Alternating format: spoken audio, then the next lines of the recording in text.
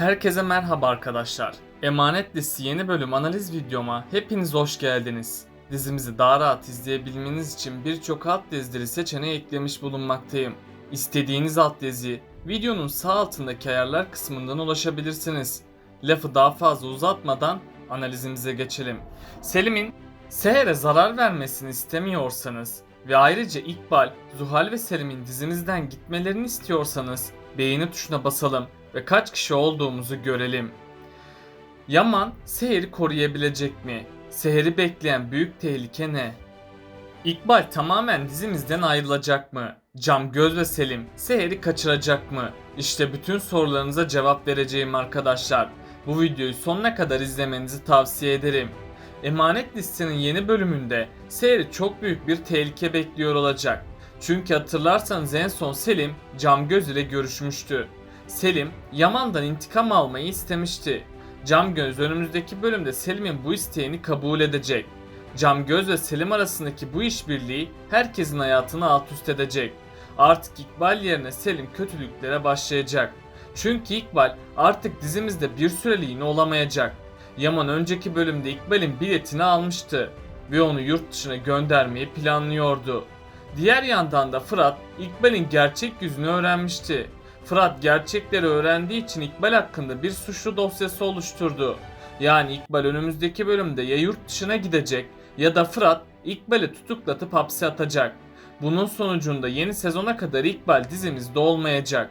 Ama İkbal'den daha kötü birisi kötülüklerine devam edecek. Bu kişi ise Selim'dir. Selim, Seher ve Yaman'ın hayatını alt üst edecek. Selim, Seher'i kaçırıp ona zarar vermeyi isteyecek. Ayrıca Selim, Seher'i kaçırmak için Yusuf'u da kullanacak. Selim, Seher'i elde edebilmek için Yusuf'un hayatıyla oynayacak.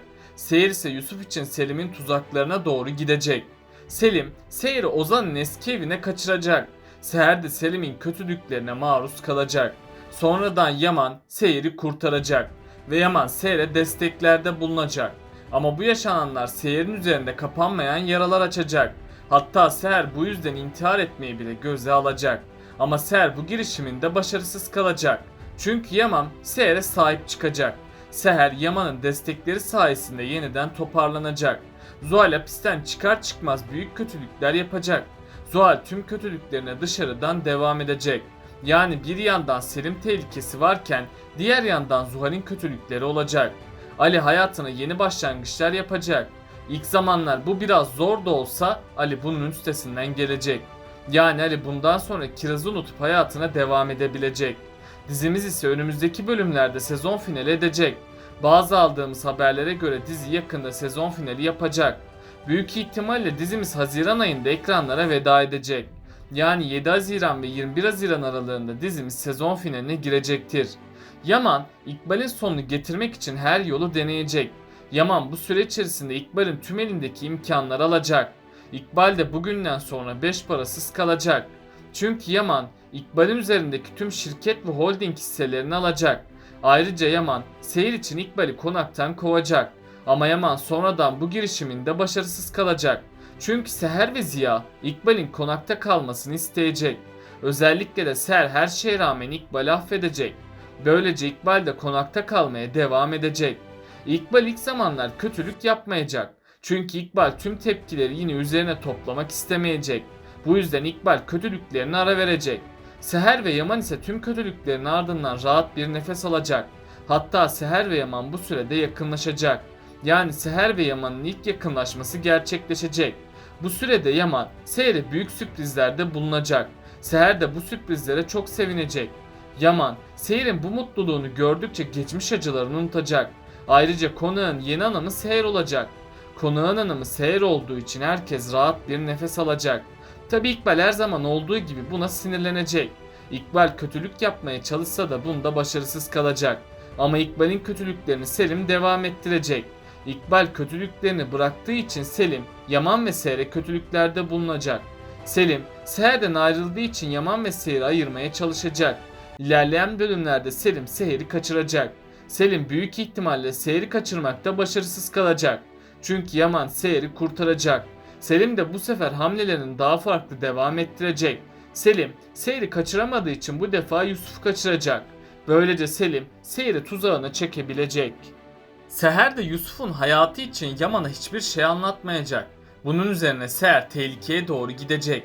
Selim de büyük ihtimalle Seher ve Yusuf'u Ozan'ın evinde tutsak edecek.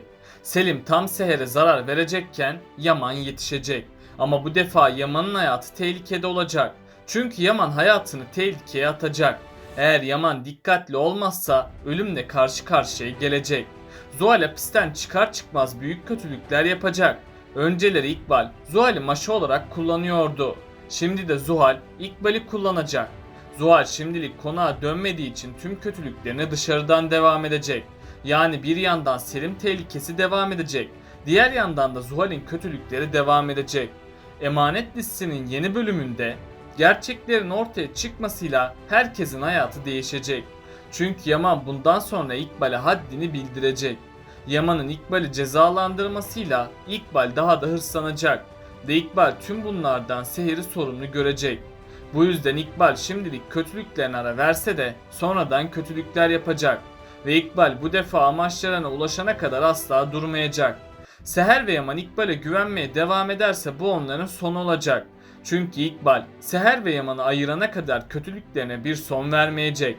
Her şeye rağmen dizide mutlu sahnelerde yaşanacak. Böylece sonunda Seher ve Yaman'ın sahte evliliği gerçeğe dönüşecek. Bunun sonucunda da Seher ve Yaman arasındaki bağ daha da güçlü olacak. Ama bu evliliği bazı zorluklar daha beklemektedir.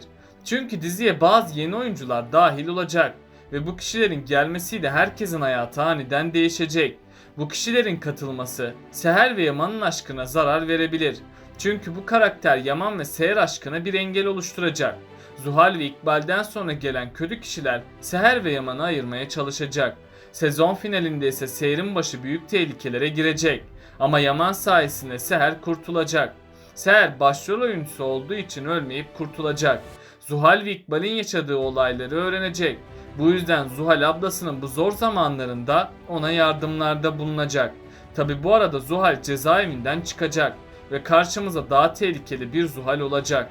Çünkü Zuhal yeniden İkbal ile birlik olacak. Bu süreçte Zuhal daha farklı kişilerle de işbirliğine girecek. Hatta onlar Seher'in sonunu getirene kadar durmayacak.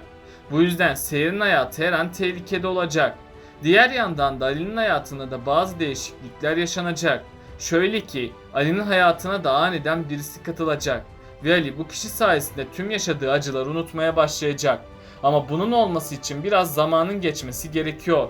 Ali hayatına yeni başlangıçlar yapacak. İlk zamanlar bunun olması biraz zor olsa da Ali bunun da üstesinden gelecek. Yani Ali bundan sonra Kiraz'ı unutup hayatına devam edebilecek. Bundan sonra dizinin seyrinde ciddi değişiklikler olacak. Hatta bu değişiklikler sayesinde daha heyecanlı sahneler yaşanacak. Ayrıca dizimiz Haziran ayında ekranlara veda edecek. Yani 7 Haziran ve 21 Haziran aralığında dizimiz sezon finaline girecektir. Tabi dizi ikinci sezonda kaldığı yerden devam edecek.